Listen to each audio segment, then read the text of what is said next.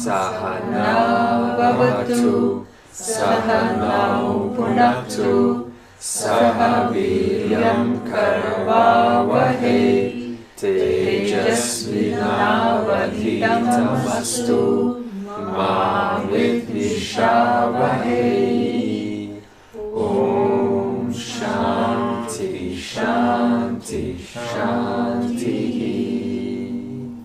And the higher nature, for quick revision, is Paraprakriti, and the lower nature is Aparaprakriti.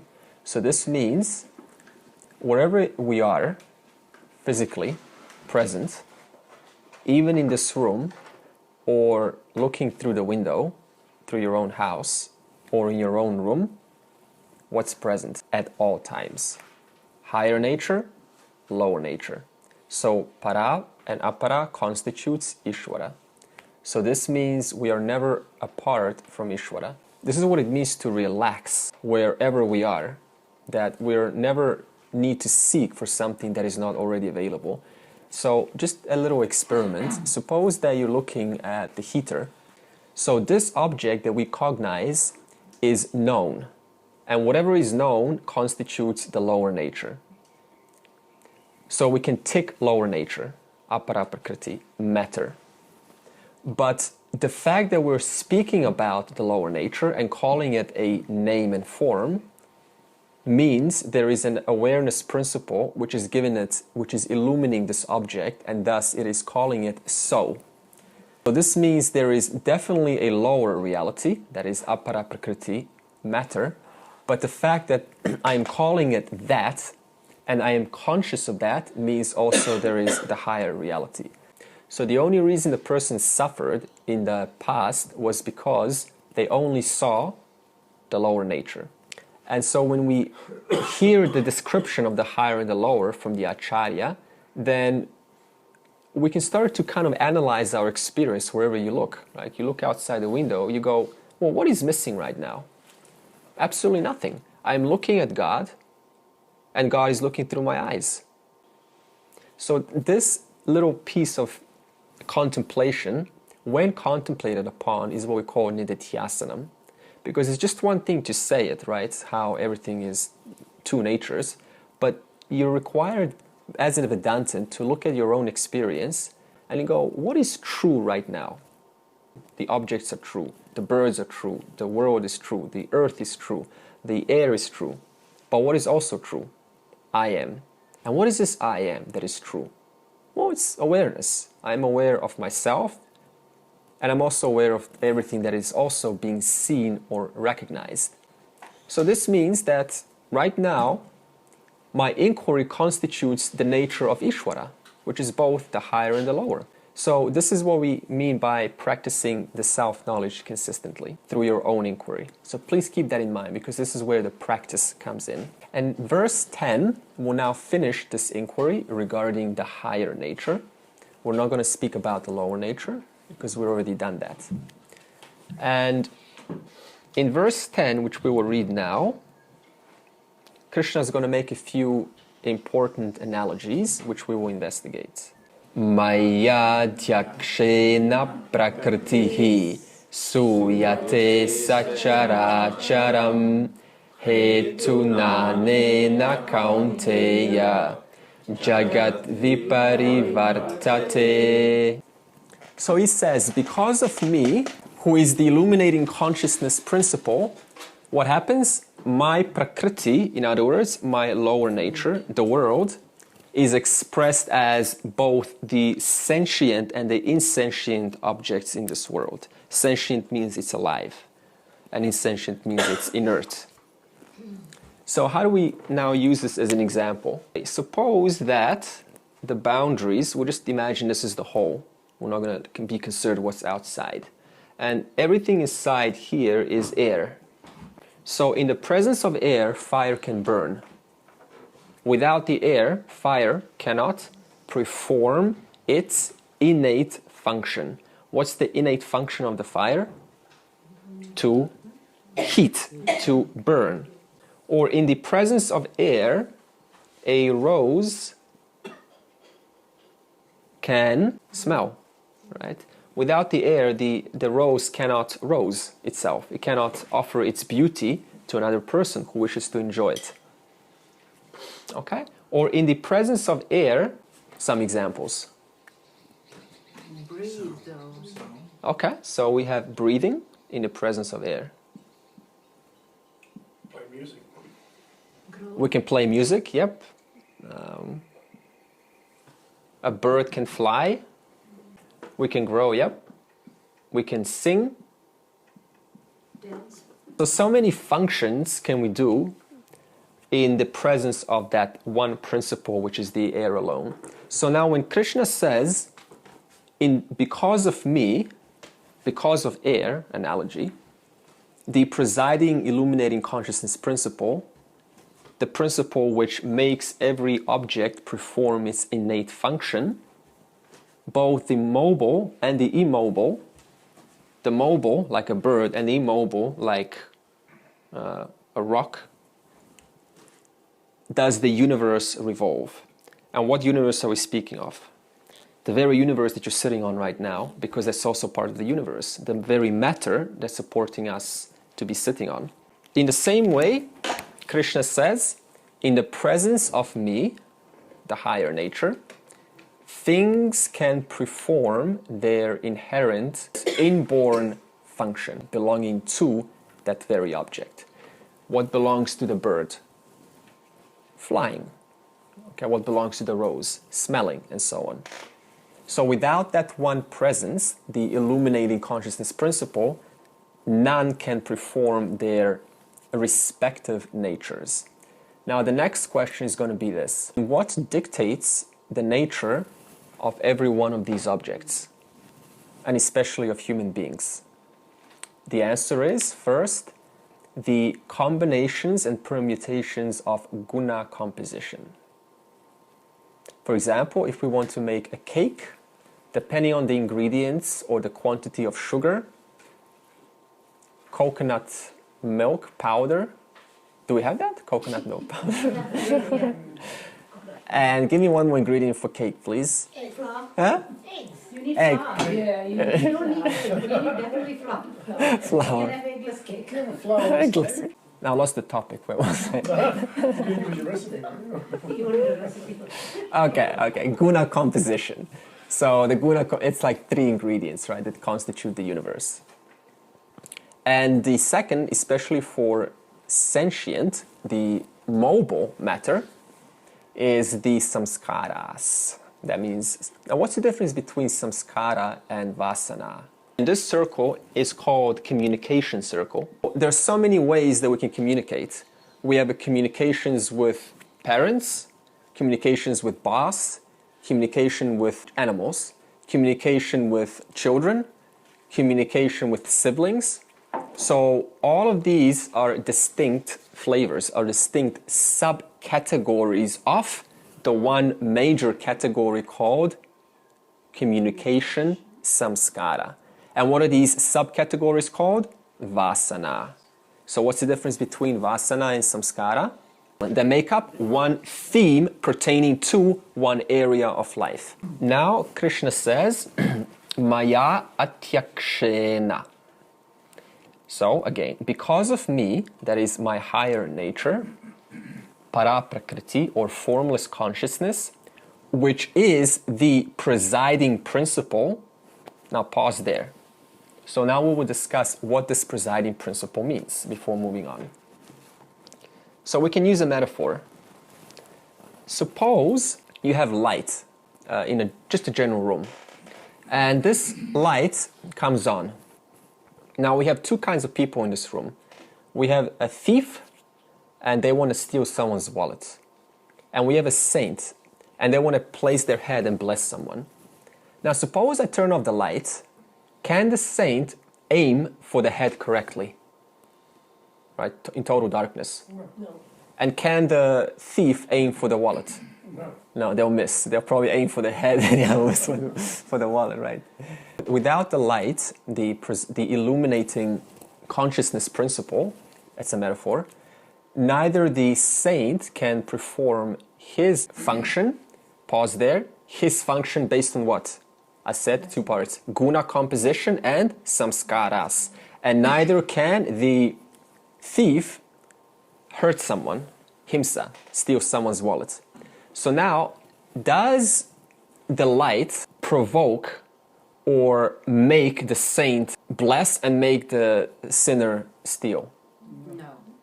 So the light just is totally impersonal. It just is as it is in its natural condition. And because it is so, the object, which is a combination of guna and samskara, composition, gets to then perform their respective functions. And the second point is, suppose now that the saint blesses everyone in the room. Is the light going to feel happy? No. And if the thief steals every one of our wallets, is the light going to get tainted, contaminated? No. So this means light neither forces anyone to do what they do. God does not make people do what they do. And neither does God get contaminated nor polluted by the actions of the respective objects, both mobile and immobile, within the total framework of the universe. Vidyaranya, in Panchadashi, he equates Ishvara to light.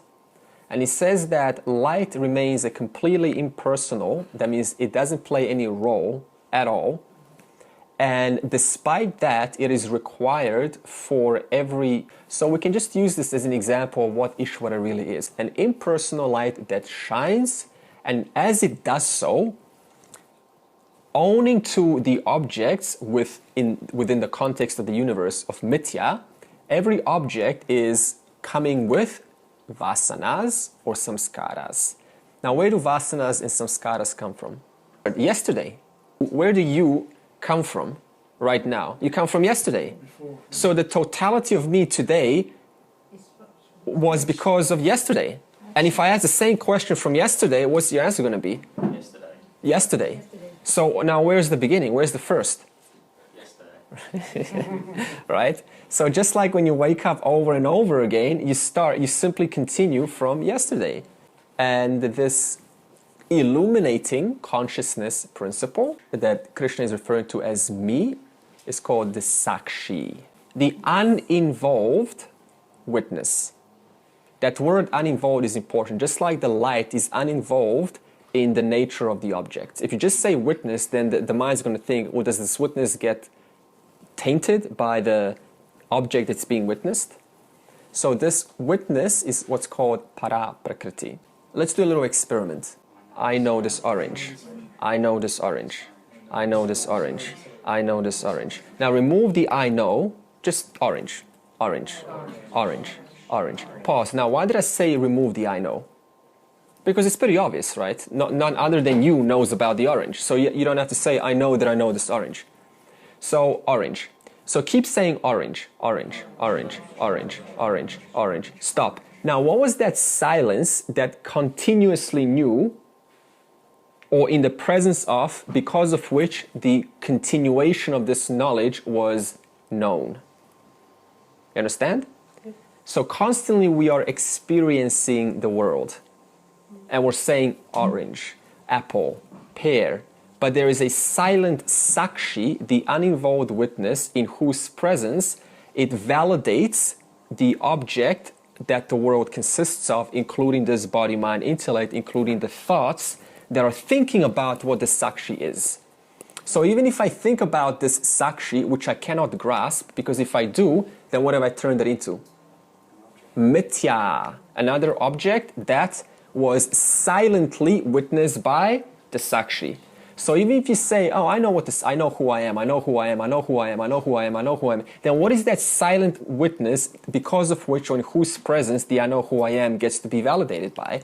That is what we call Satyam or Brahman. In other words, in this context, Sakshi or Para Prakriti. And this is why we call it the non-participating. Why do we say non-participating? What would be the logical problem if it participated in our knowledge? It will become impermanent. If it was participating, that would imply it's Bound karta, by time and karta space. bhokta. Yeah. Now, Bound by time and space.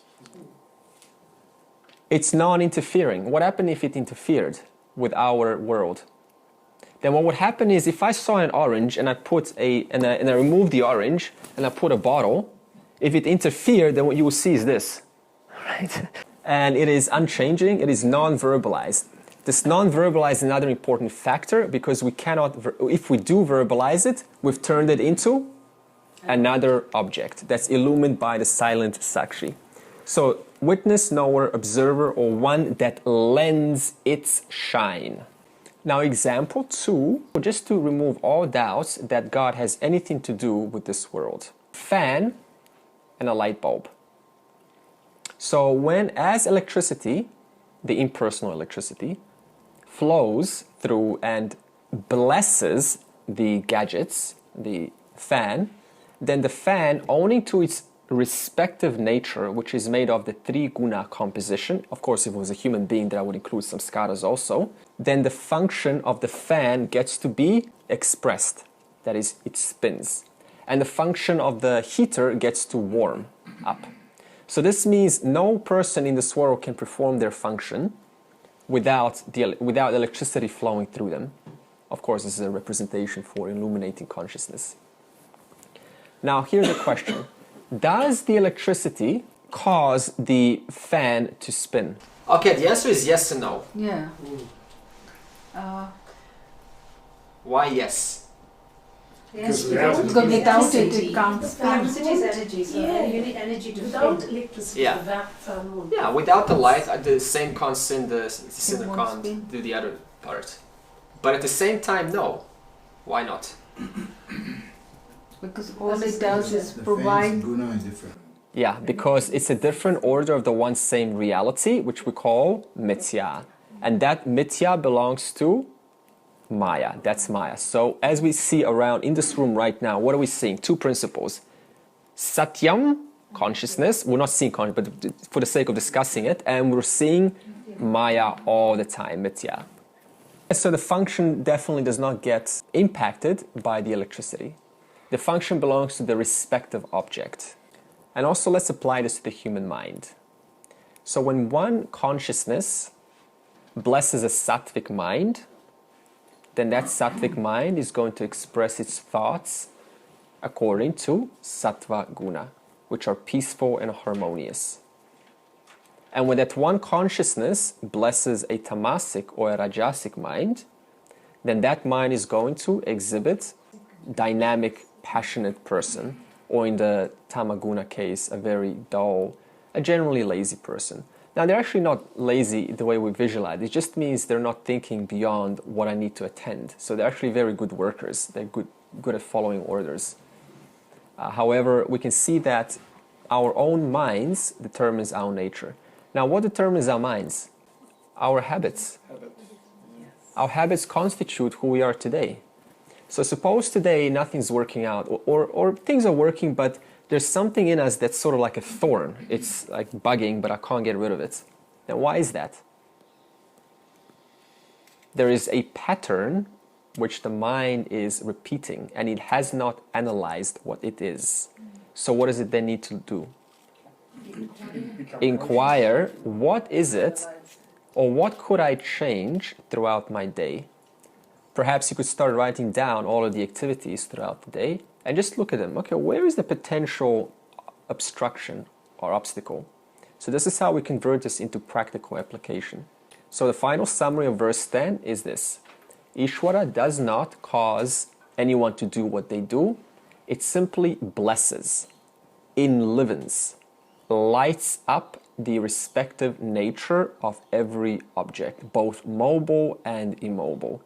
It is an impersonal principle. What does a human then do? Perform actions for the sake of exhausting punya, papa, karma. Just like the saint has to bless for the sake of exhausting his punyam, and the sinner has to obviously express his papam, which he would then later on learn the consequences of that. So in other words, he needed to steal to learn that stealing is not good. So there's always a plus to every minus, if you think about it. Because of me, the presiding, illuminating consciousness principle, who witnesses my prakriti, expressed as mobile, immobile matter, the universe revolves. Avajananti mamudhaha manushin tannum ashritam param bhavam ajanantaha mama bhutamaheshwaram. Okay, in previous verse 10, Krishna concludes Ishvara Swarupam. That means of the higher nature.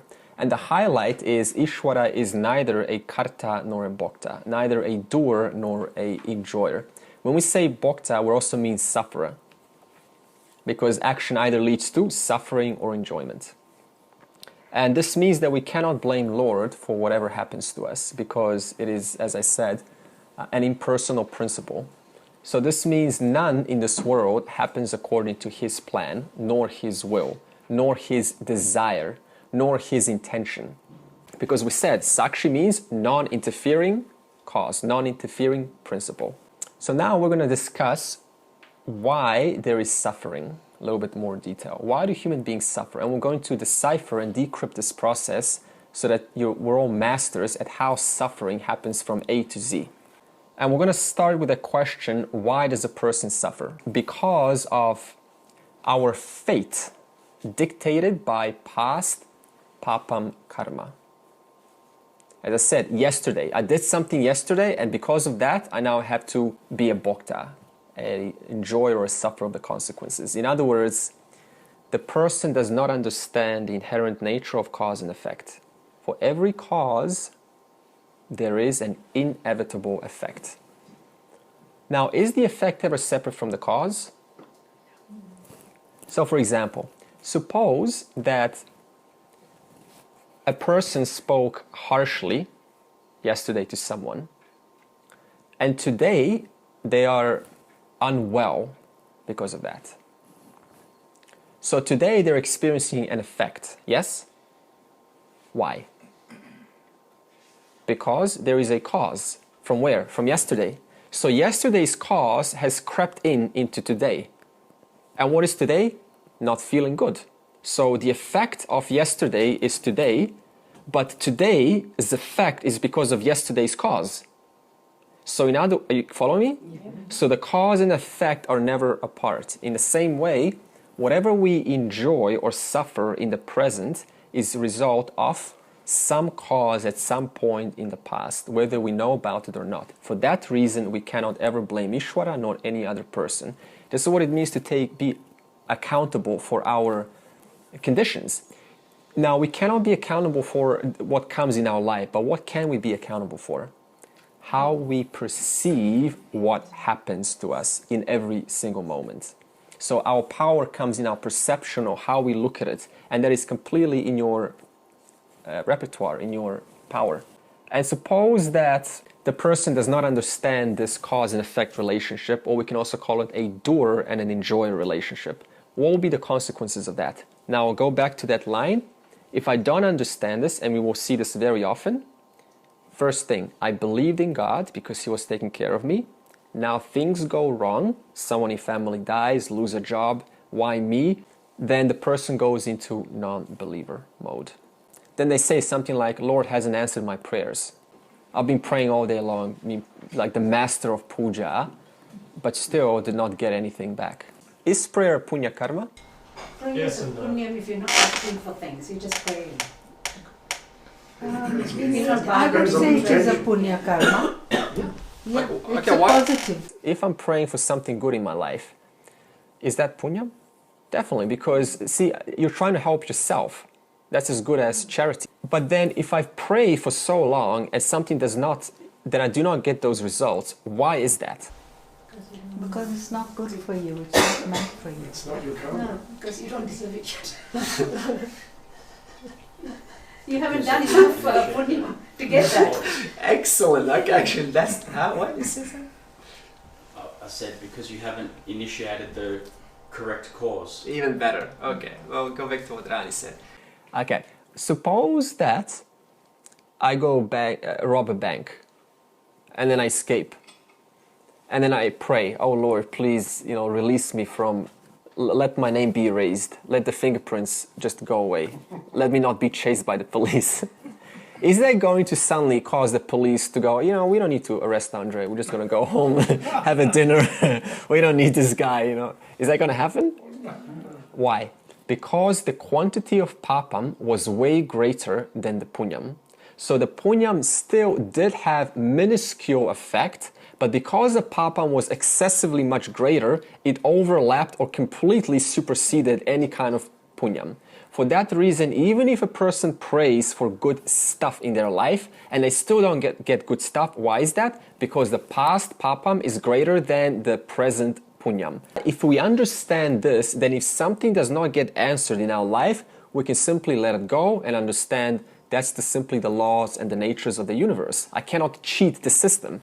So the consequences are the person will give up on God because they do not know the mechanics of punya papa relationship. And verse 11 changes to samsara karanam, the cause of problems and all suffering in the world, in the past, present, and future. And the first biggest reason is false expectations. The biggest one. Expecting permanent happiness from impermanent objects. Expecting permanent peace, happiness from impermanent siblings, spouse, money, position. Whatever we have in life, possession, we're expecting permanence from that. That guarantees samsara, if not now, later on. This is what causes insecurity in relationships. And when I say relation, I'm not talking about just man, woman. I'm talking about with a boss, with kids, with anyone. What makes a person insecure? I'm going to lose this. Because they're not getting what's expected. I need to hold on to this. Yeah. So what does this bring? Fear. Can we think in fear or amidst fear? No way. In fact, the only thing that we think throughout fear is how can I hold on to this even more? And what does this facilitate then? What did I say about what constitutes the nature of a human being? Samskara and guna. So if I think like this of fear, I'm going to bring in more what? Tama guna into my mind. And tama guna equals more dullness. So you can see the vicious circle. The other way to say this is I'm expecting purnatvam. Purnatvam means fullness. Or I'm expecting ananda from mithya. It is experientially available. The security that I have with this person is experientially available. But it is factually non-existent. Because what am I having a relationship with? Matter, atoms, subatomic particles, energy. And I call that I'm having a relationship with it. So what mithya means is we give reality to one thing and we make love to it in every possible way, whether through a hobby, whether through reading or researching. But if we look at the smaller constituents of it, we are merely only making love or liking something that is not what I see. But what I see, I definitely experience. But the truth of it is something other than what I see. So mithya means I fall for what is not true. I fall for mere appearances and then I give them all of the reality as though they are permanent. Thus, for this reason, when those appearances, as they all do, change, what happens? Because I was holding on to it and I was using a lot of my energy to do so, I got invested into it. When it falls away, then so does my happiness, which was depending upon that object. So if we now want permanent happiness or security, then what do we need to initiate? Where does our focus need to move? To realize our permanent. There's only two options. Suffering is because I only saw the lower. So there's only one other option. I have to change my focus to the higher. So now I have to ask yourself, what is the higher? The self. And what is the self? Awareness, consciousness. So this means we're always moving focus to what we already are right now. The only problem why this doesn't work is because a jiva does not know or cannot well, first of all, they don't know the difference between satya mithya, but they cannot discriminate nityam and anityam. These two words are important. Anityam obviously means the opposite of nityam, which is modifiable. It's constantly variance in its capacity, in its quantity, in its quality. Everything about it changes. So the jiva cannot discriminate between basis of nityam and anityam. Never mind satya mithya. I'm just talking about basic, like, is this Disneyland going to last forever? Like, is this experience of a theme park going to be permanent? The answer is no. So we start very basic in the world. We don't have to go all the way to the most permanent to the impermanent. We just say, is this experience going to pass? Yes. So then why am I attracted to it? Right? Why am I giving it reality? And then we advanced our viveka between nityam and anityam, which is satya mithya. So the viveka itself evolves according to our knowledge. Also in Bhaja Govinda, in verse 1, Shankara says to a man who was reveling in his Sanskrit grammar, "Oh, you foolish mind, the Sanskrit grammar is not going to help you in your last moment before death, in your last moment of life." Right? Because when the person's dying, they're not thinking, let me think about naraha, narau, naraha, naram, narepyaha, and so on. They're not thinking about different paradigms and declensions in Sanskrit grammar. And even if they are, then what happens? They get reborn and they're probably going to forget Sanskrit, as they will, and have to start again where they spend their whole life studying in a previous life. So that's what Shankara is putting out. And Krishna backs this up on the board. He says, Ajanantaha mudhaha mama param bhavam. They do not know my higher nature, nirgunam swarupam, or paraprakriti, or chaitanya tattvam. What is tattvam? Everyone say the word tattvam? Tattvam means reality. Tattvam, reality. Repeat. Tattvam, reality. Chaitanya, consciousness. Chaitanya, say. Consciousness. Okay. So now, why do they not know about Chaitanya Tattvam or Paraprakriti? Why? What's the reason for it? I said this last year, probably on the first or second session. Adrian probably remembers it. They're not ready. They haven't been told. Why do they not know of the higher? Because everyone is born ignorant, both of the lower and the higher. That's why we have to learn how to walk every single time, despite having done it beginningless times before. That's why we have to learn English all over again. That's why we have to learn cookie, just one word, even mama, right? The most obvious word. We have to even learn that. And that's just the lower, that's easy. Never mind the higher. Why do they not know the higher? Not only are they born ignorant, are we born ignorant, but also nobody ever told us. Because few people know about this knowledge. And even if those who told us, then we misinterpreted that as another object, as though it's an object in this world. Oh, consciousness, wow, I need to attain that. I need to attain that thing over there. So even if someone was telling us the truth, we couldn't hear it. Because, as Martin said, in that aspect, we were not ready. Anything born is ignorant automatically. How do we prove this? The fact that we have to learn basic things, even how to walk. We take it for granted now, which means that we come pre-packaged with ignorance. That's what we get from being born. I didn't want to pass karma sadhana. Then, in the present, you may be ignorant, but not that ignorant.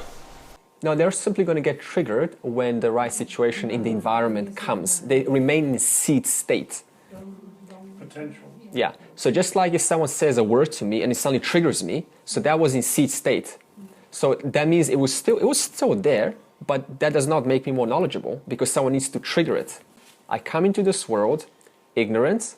I learn, spend my whole life getting a PhD, a certificate, and then die, and then repeat that all over again. So now, what did I do in my life? In the big picture, it was like a total waste of time, if you think about it. Why does ignorance of the higher continue throughout our life? Maya. Yeah, Maya keeps eluding us to appearances. We keep attending to and latching on and holding on to impermanent objects as though they are permanent. In other words, because of that alone, I never took time to research the higher. Think about it this way. We even have to take time to research the lower. If you want to be a doctor, I had to take 5 years of my life. But once you study that, you know what's going to happen. Another 20 years of actually performing that sector. So that means I need time for the higher, but I'm too busy performing the lower. So I never took the time, thus I continue being ignorant of the higher, and then die, and then get reborn, and then repeat. Now, how do you remove this ignorance? Knowledge. Yeah, jnana. Gaining jnana, which is, in more technical definition, shravanam, mananam, nidithiasanam, which is exactly what the Vedanta is about. And why else is there suffering? Krishna says, manushim tanumashritam.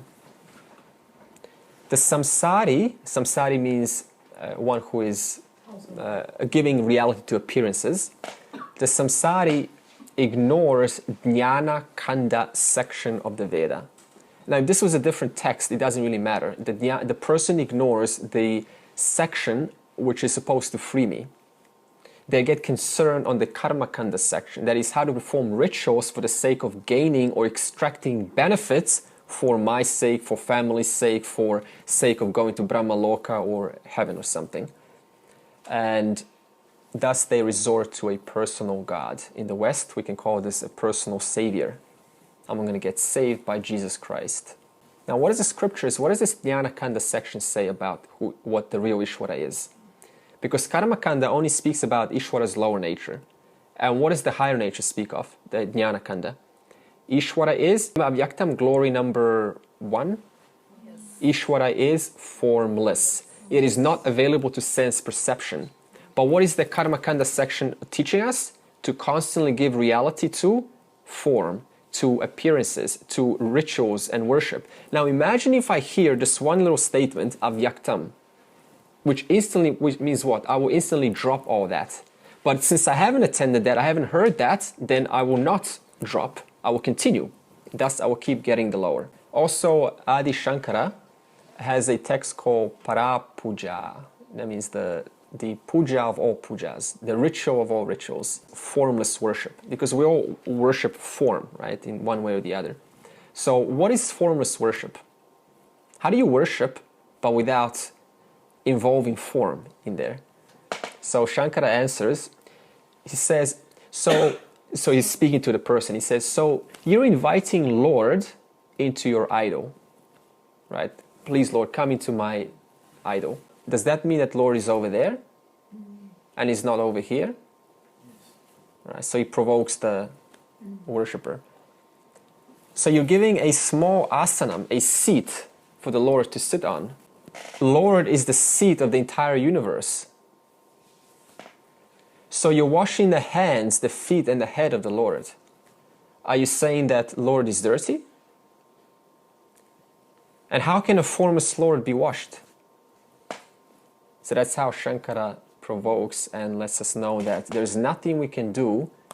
If we worship the form, we are not worshipping the real Ishvara, only the lower nature.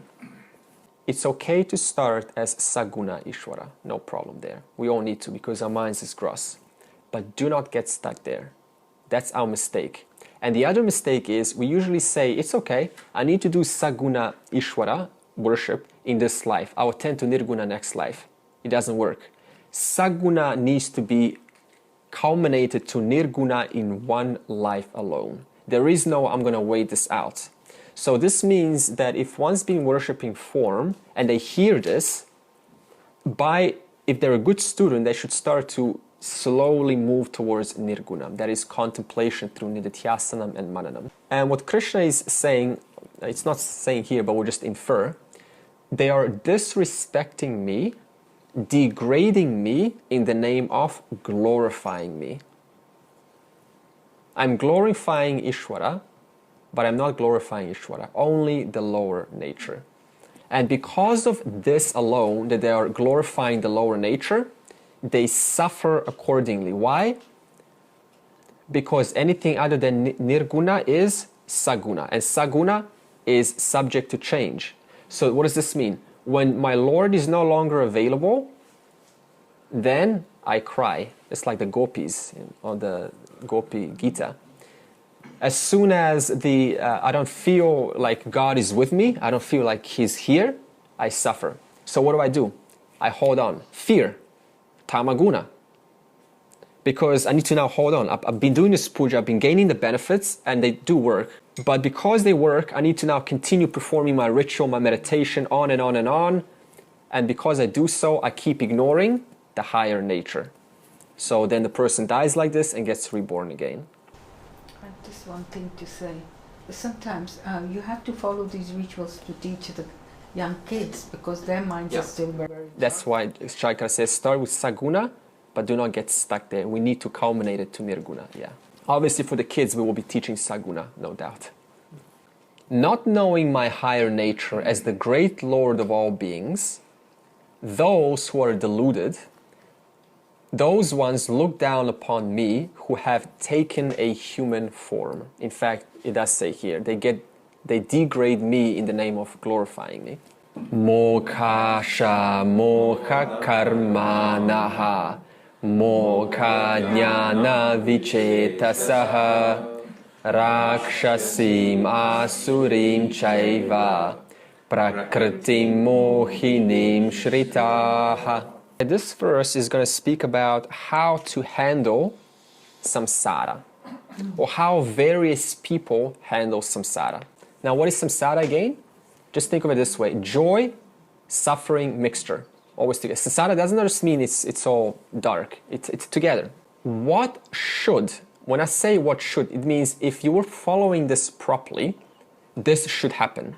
If you were completely abiding with Ishwara's word, this should be the case. So what should happen if you've diagnosed samsara properly? How should your life progress? So if you really want to check up, if you're on the right track, this is going to answer. We start off depending on the world. I depend on my family, my position, my work, the house, on and on and on, for security. I even depend on someone else to come with me to the classes so that I can feel comfortable. That's also depending on the world. Then that proceeds into God dependence. So depending on the world, now depending on God. God as the multifaceted, He's everywhere. He's in me, He's everywhere else. So there's still a little bit of a split there. Like God is somewhere out there. I don't know quite what he or she is, or if it's a he or a she. How does this all work? I don't know. But I still depend on God. I'm going back to God. That's all there is to this. Most people get stuck here in the second stage. What should happen is you should start then depending on, when I say you, I mean the intellect should change its focus to self-dependence. Now, am I talking about self-employed or being like, I don't need to socialize, I'm good, I'm happy with myself. Is that God dependence or is that world dependence? World dependence. Because what am I depending on? The body, mind, intellect, confidence, position, money, all of that is world. So we're not talking about self-dependence as in world dependence. In fact, world dependence is nothing but self-dependence from the body-mind aspect. Self-dependence means my nature and Ishwara's nature are one and the same. And then Krishna is now going to back this up and say, most people don't analyze their experience. And they don't analyze it in the light of the Shastra. They do analyze it, but according to what the lower nature is speaking of. Like how to be a good person, like dharma, how to make money, how to be successful, how to be confident, have self-esteem, how to be liked, right? All of these are personal, lower nature activities. They're analyzing their experience in the light of something that will go and change anyway.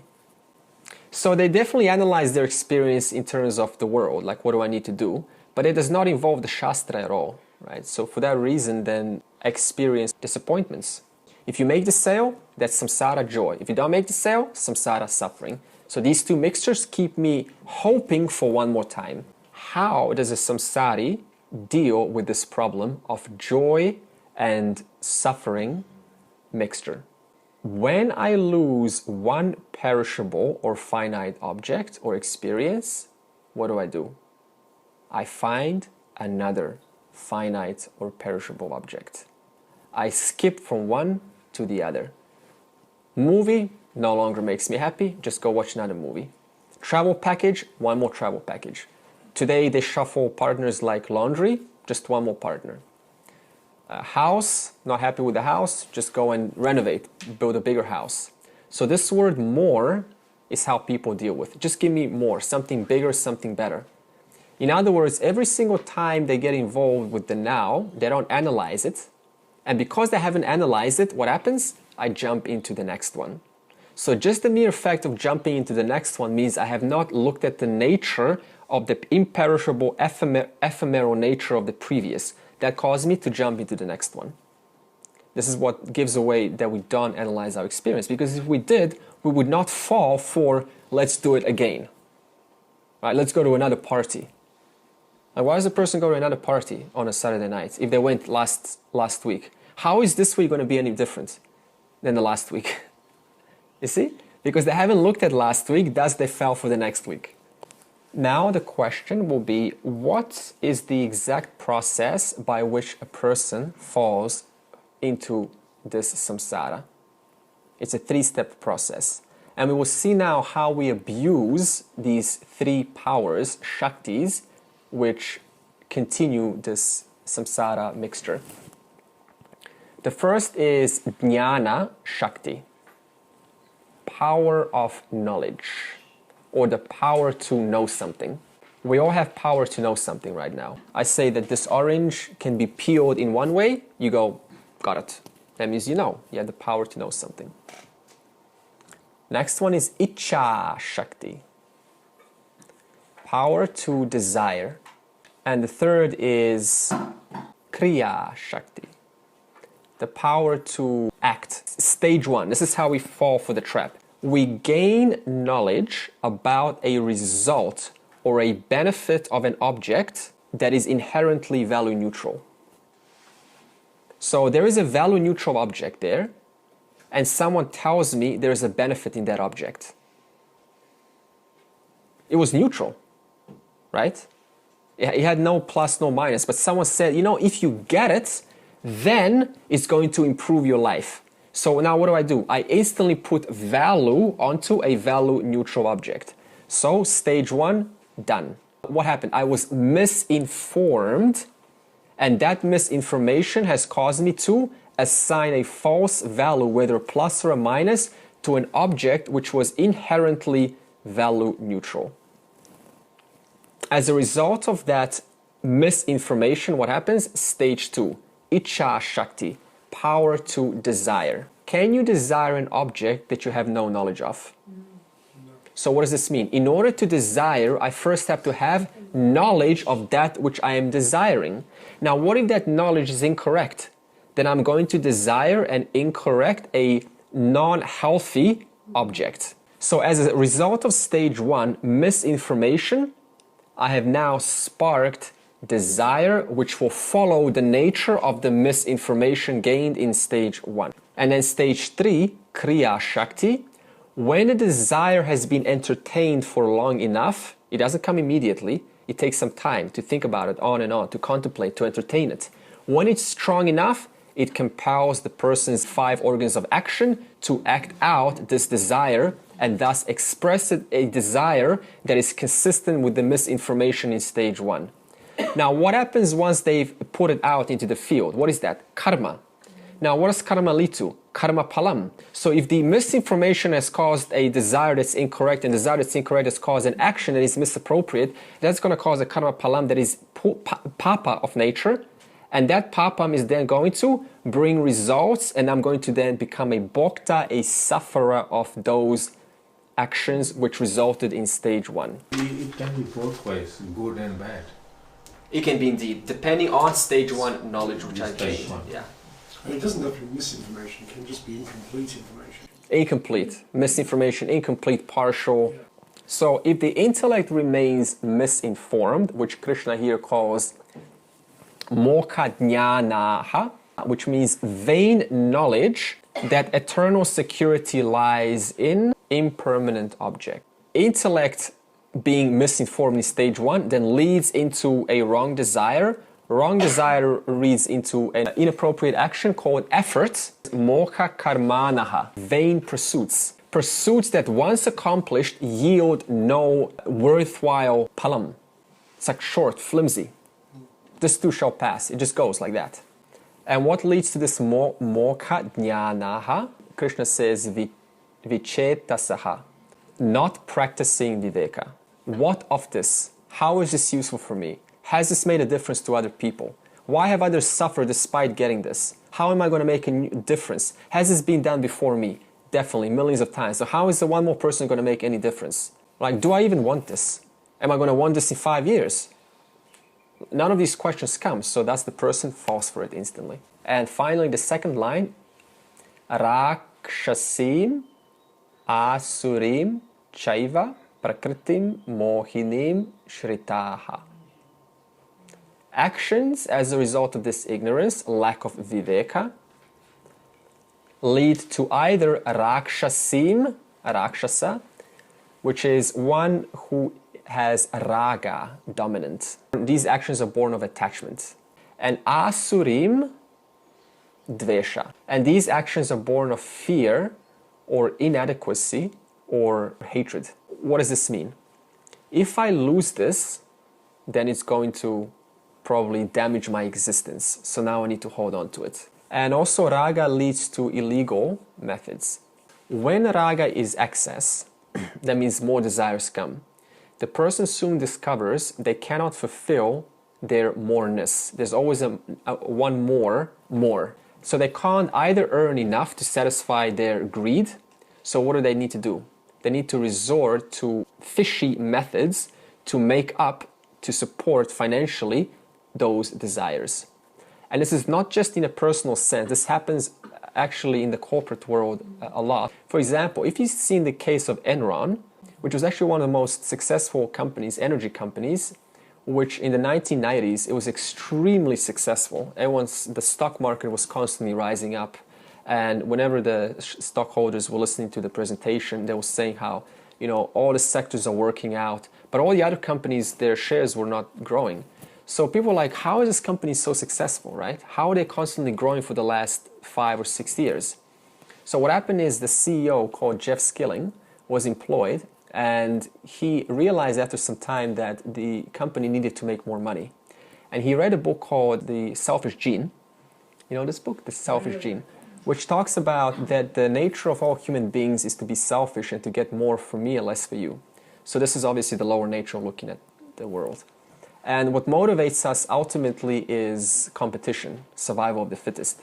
So he thought, how can I now take this approach and motivate the employees to think like this? So what he did was he told the employees, he marked them 1 to 10, right? The 10 is the number 1, and everyone gets to see which number you're in. Right? So now nobody wants to be low. So first thing that people now wanted, they were now working overtime just to be, to kind of look at me, I'm number 1 here. But also he said, whoever is, I think it was the bottom 3 or something, for some time, you'll get fired. So now people ended up working 18 hours a day overtime, and the company just shot even farther. But not only that, but the company was actually employing illegal methods because it was already successful, and they thought, well, the stockholders, they want more success, so how can we give to them? We can't, so we need to find any illegal method to fulfill. So he found loopholes in the company, which the auditors didn't pick up. And so for years and years, the net revenue continued increasing, which the tax auditors, the IRS, didn't pick up. So until one day a reporter asked, how does Enron actually make this money? And then Jeff Skilling's like, just asked my accountants, I don't know, put the phone down. And this one reporter started getting suspicious. So she asked their accountants to come over so they could tell her the charts. So she looked at these charts and she saw something was odd. The numbers were just not right. Despite the company shares going up, there was a minus, there was debt here and there. And then she saw eventually that this company was inconsistent with what it was reporting. So eventually they went to the court, and then they all went to jail. Now what's really interesting is when this person was interviewed, you can even see him on the camera. Oh, we're the good guys, we're the angels, right? And this went on for 5 or 6 years. Everyone believed they are the good angels. Wow, they're so perfect. So you can start to see how raga can even take sattva guna, and we're the angels, right? Use that in the name of growth, accentuating, inflating oneself. So this is how evil takes, even when I say evil, I'm talking about excess raga with tamaguna, and takes even the good for its own sake. This is in fact the example that happens in the Mahabharata between the Kauravas and the Pandavas. For example, the Duryodhana who was the uncle of the Pandavas. He said, we offered you this company. This was right before the war. And then the uncle thought, oh, so it was your company, it was your soldiers who were giving me the accommodation. And then how can I repay you back? Well, you can be on our side, right? So he said those people were mine, but they were actually to the Pandavas. So this is how it leads down the track into evil. And this is how criminals are born, by the way. It starts off as desire, always. But how does desire start? Misinformation. Starts into desire, wrong action. I soon discover I want more, and I can have more by finding or exploiting loopholes, and then doing so, and then eventually the person will get revealed every time. So the message of verse 11 is this. Desire is like wind. Wind is your friend when you need to light a little fire. Fire represents desire. But that same wind becomes a problem, a big enemy, when that fire turns into a conflagration. So in other words, I had desire, and it was useful what it was still owned or still contained by the intellect. But when it went overboard, that same desire now got me into a big fiery situation, which I can't put out. These indiscriminative ones are full of vain hope, vain pursuits, and vain knowledge. They take to rajasic and tamasic nature, which deludes them. Mahatma nastu mam partha daivim prakritim ashritaha bhajantya nanya manasaha nyatva bhutadim avyayam.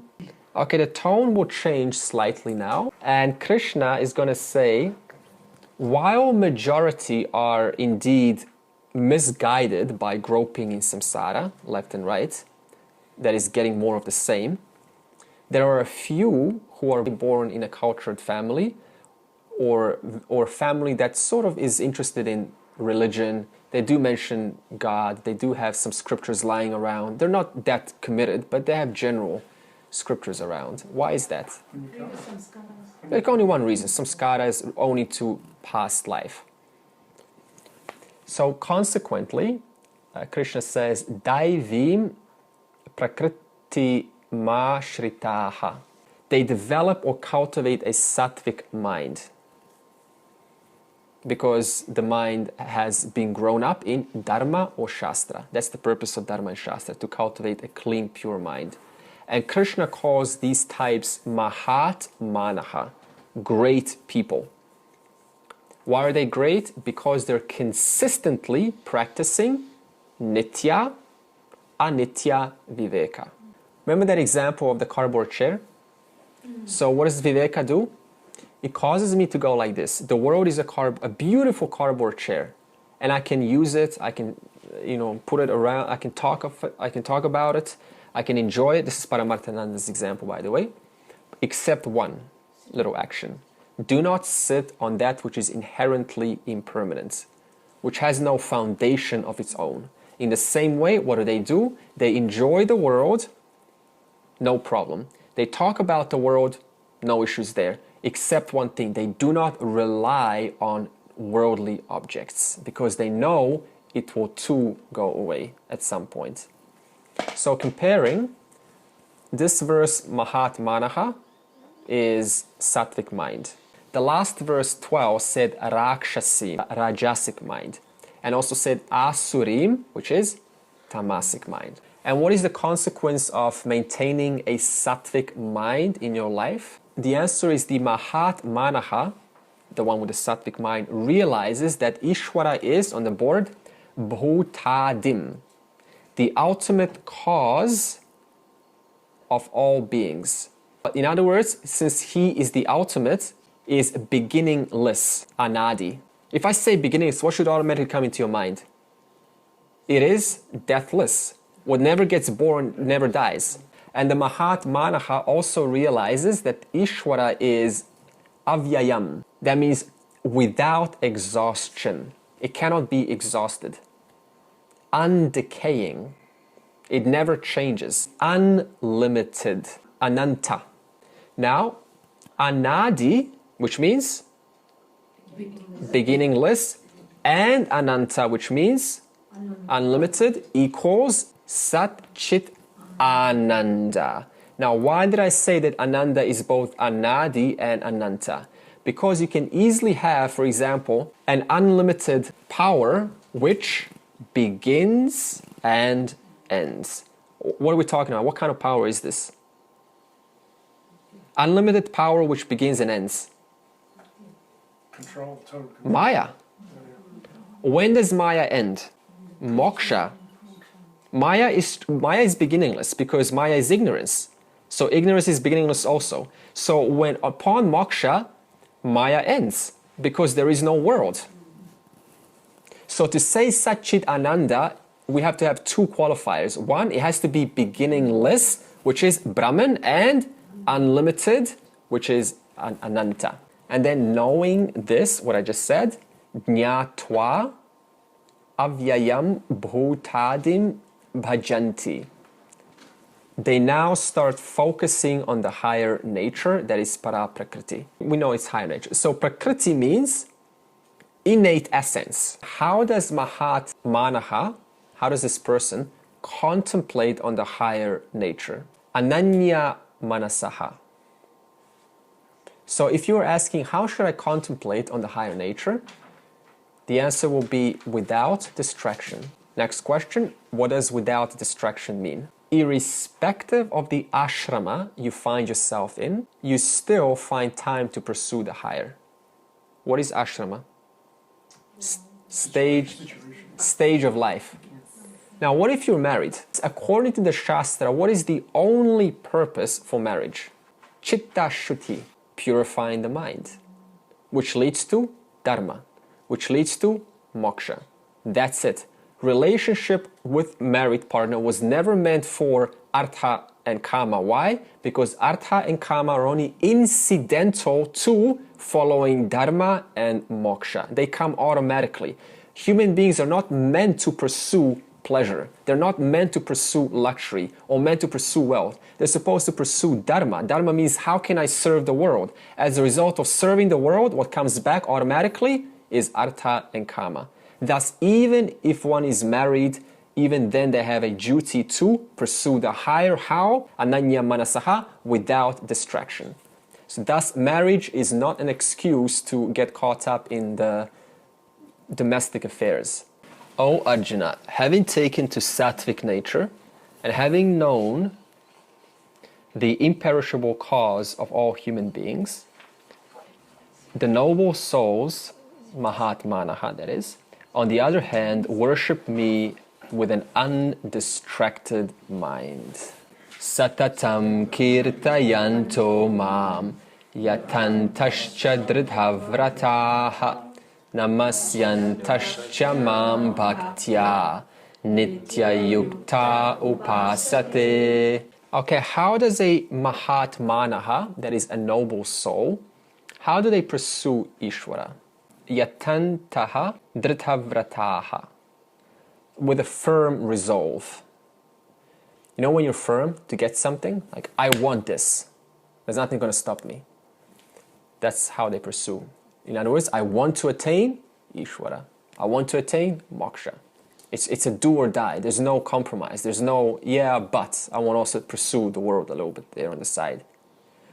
And accordingly, satatam kirtayantaha mam. Because they have a firm resolve, they speak of me, capital Me, as the primary goal in life, as often as possible.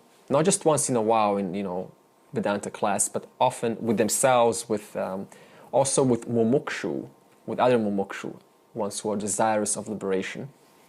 And why is that? Because the people that we hang around with influence our personality, whether we like it or not. It happens very gradually and subtly, but it happens nevertheless. Moreover, they discover that the most challenging reality about this entire pursuit is vairagyam, and viveka is extremely hard. Talking about consistent practice.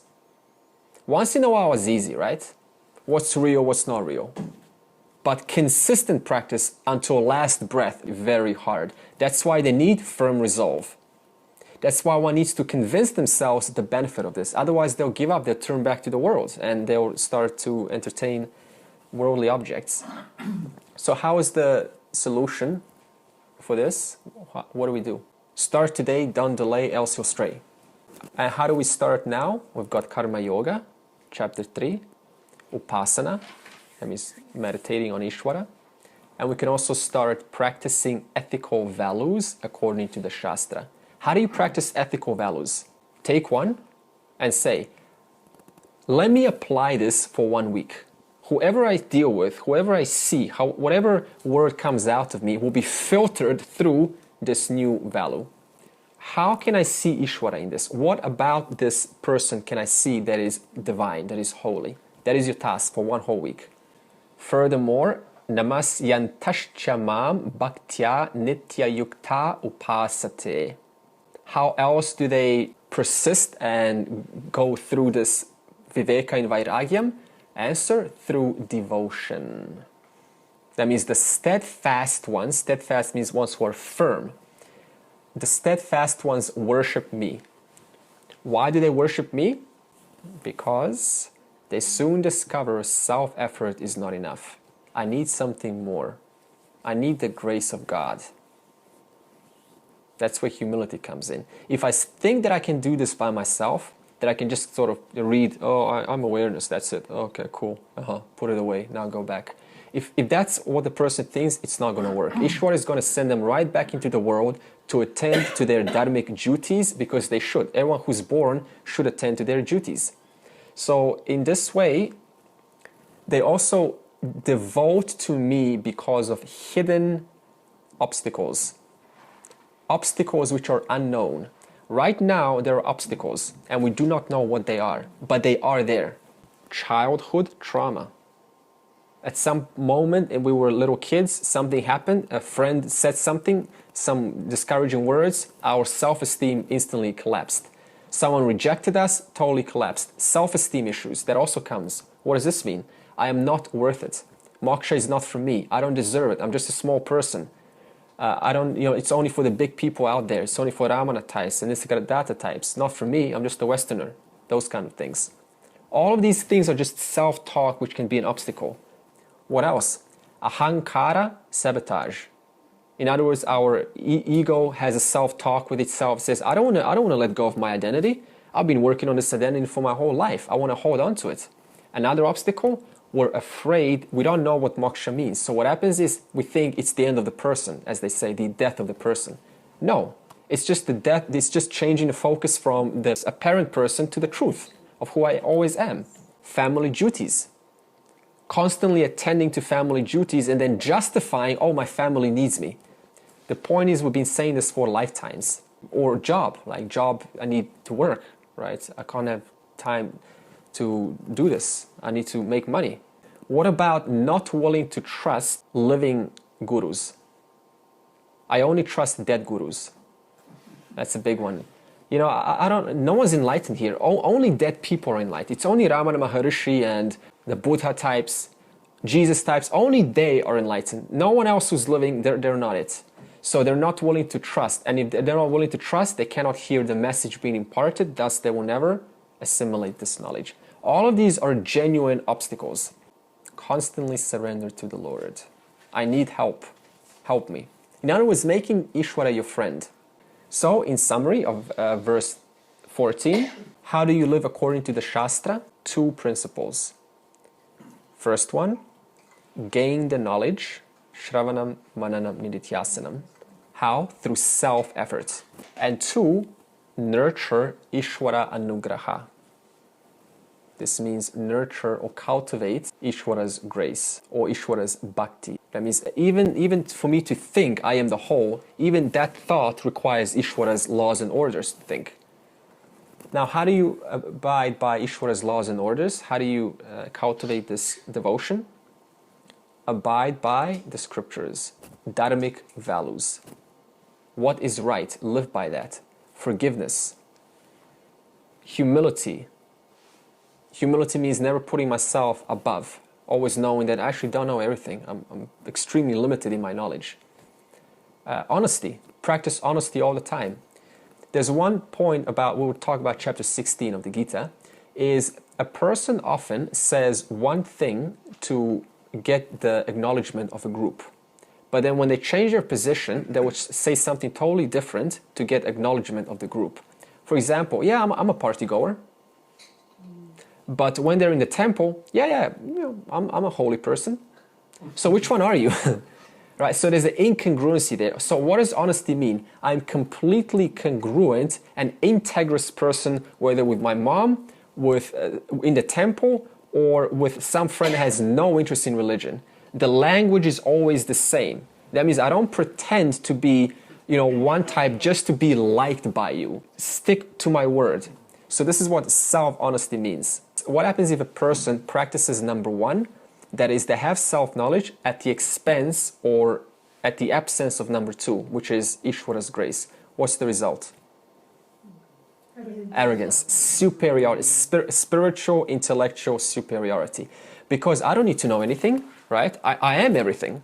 So in other words, I have no chance to educate you anymore because you already know everything. So what happens also is they end up gaining this aparoksha jnana, this direct knowledge, but what kind of a role model are they?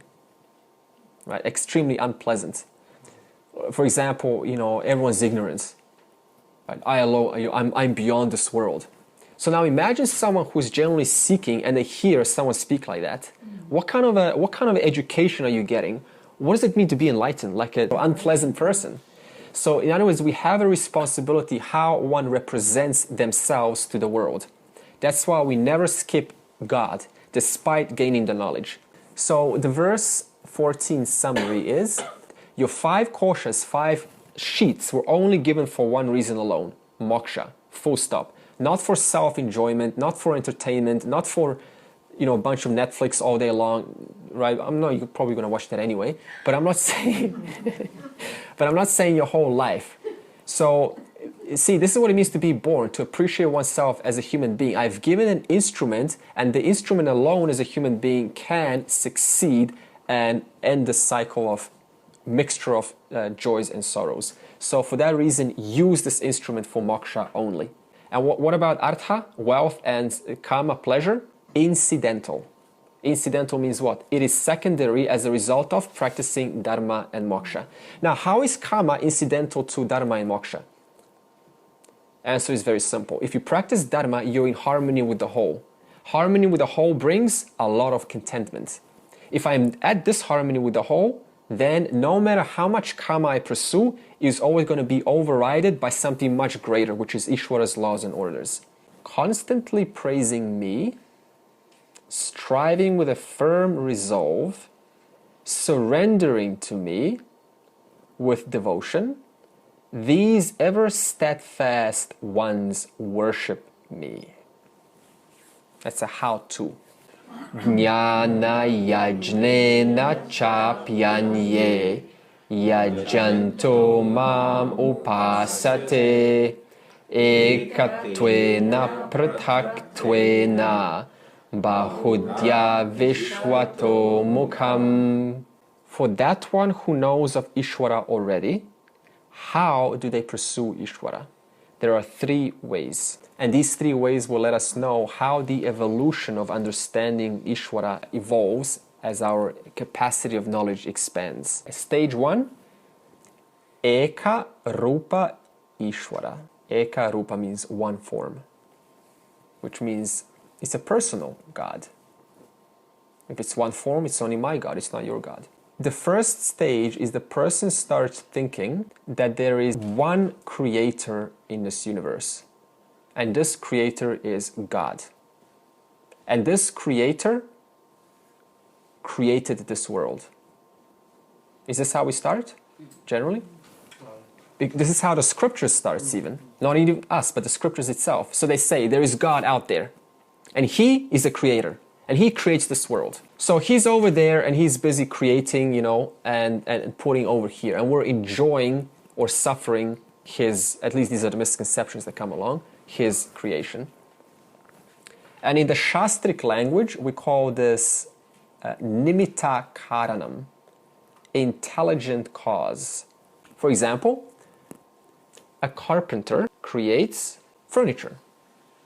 A weaver creates fabric.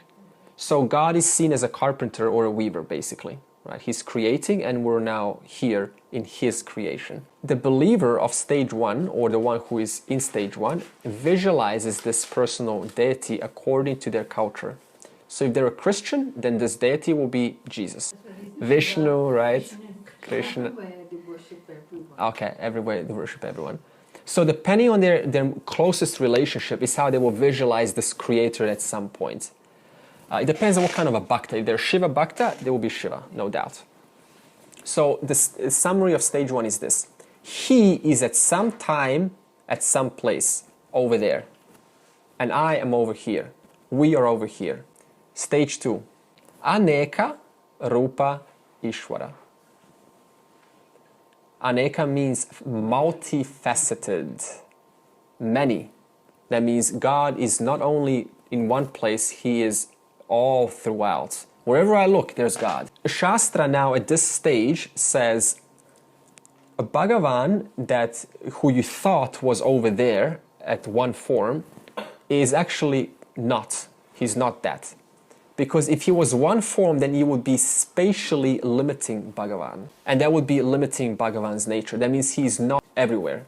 And then the Shastra further corrects and it says, God does not create. This is stage 2. What did he say in stage 1? God creates. Stage 2, God does not create. What is God? How does this creation then occur? Ishvara evolves into this creation. What do we mean by this? Well, the waves evolve out of the ocean. Does the ocean sort of create the waves?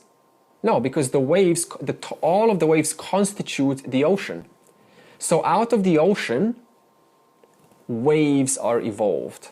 And all of those waves are none other than the ocean. Thus, it is multifaceted. And in stage 2, we ask, if you ask in stage, where is God? In stage 2, the answer is, where is God not? Now the final stage, 3, Arupa Ishvara, formless. Now in stage 3, a doubt will arise. We just said that Ishvara evolves into everything. So what's going to be the doubt now? Does that also mean that Ishvara evolves as the criminal, as evil? Right? Genuine doubt. For suppose that your doubt is, okay, well, let's go back to the ocean example, right? High, dangerous waves. That's part of the ocean. So are low, humble waves, also part of the ocean.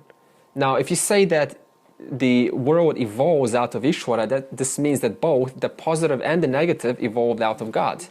Genuine question. So we have to answer this.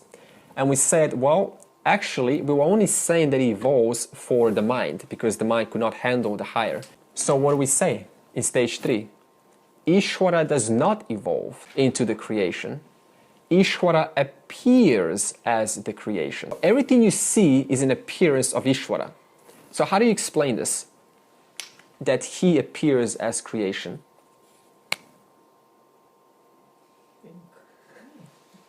the word appears as the ink alone. No matter what the word says, it does not actually contaminate nor modify the substance, the substratum of the original.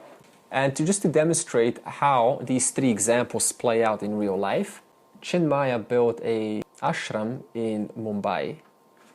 And in the middle of this ashram, he put a Shiva. And then the Hare Krishna people came and they said, well, wait a minute.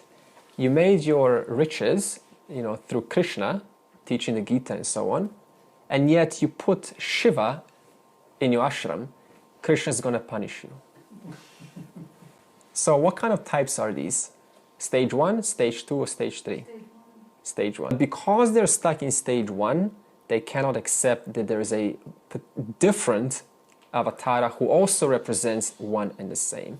So we can see how this generally plays out in life. And the summary of verse 15 is they all follow Ishvara, they all worship Ishvara. But the point is, one needs to outgrow stage 1, immaturity, the arrogance of stage 2, and then finally go to stage 3. Why is stage 2 arrogant? Because if I believe that everything here is every form is Ishvara, then there is nothing to teach me.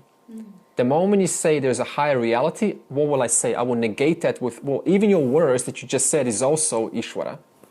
So that creates this blockage of further information. So we need to go from stage 1, one God, into God is everywhere, into God is formless, and all that I experience, including this body, is only an appearance of the total Ishvara.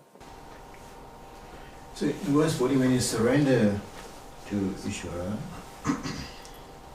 Yeah. you surrender yourself, isn't it? So is that not right? Or? That will be stage 2.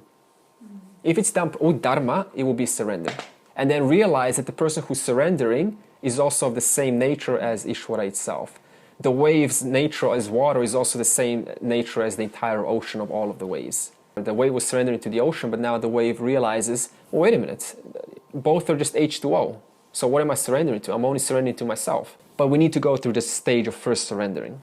Yeah, there's no skipping. Worshipping through Jnana Yajna, that means various forms of knowledge. Some others think of me. They worship me in many ways. How? As different from themselves, stage 1. As identical with themselves, that's stage 3. As the multifaceted one, that is stage 2.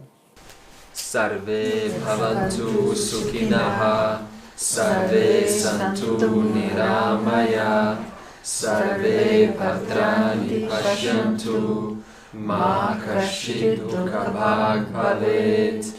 Om Shanti Shanti Shanti. May all be happy. May all be free from illness. May all behold good things. And may no one suffer. Peace.